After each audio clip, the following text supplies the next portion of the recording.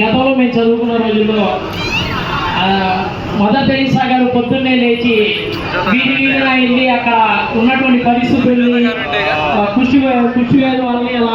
పరామర్శించి వారికి మంచి సపర్యం చేసి వస్తారని చెప్పేసి గతంలో మేము విన్నాము. కానీ నేడు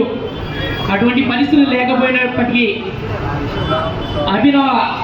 మదర్ తెరీసా ఎల్లామాధవి గారు ఉదయాన్నే లేచి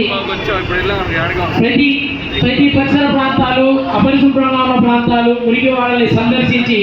అక్కడ ప్రజల ఆ బాగోగుల్ని పరీక్షిస్తూ వారికి మంచి జరగాలి, వారికి మంచి చేయడానికే మేము విధంగా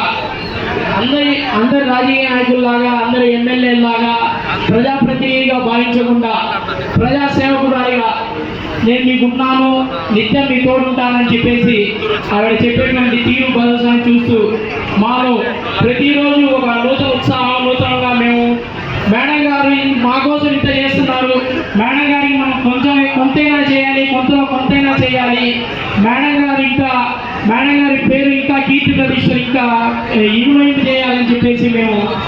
ఆలోచిస్తూ ఇటువంటి రక్తదాన కార్యక్రమాన్ని మేడం గారి పుట్టినరోజు సందర్భంగా ఏర్పాటు చేయడం జరిగింది. మా అందరి రక్తదానంతో ఎవరైతే ఆయుష్ పోతుంటారో అదేవిధంగా వారి ఆశీస్సులతో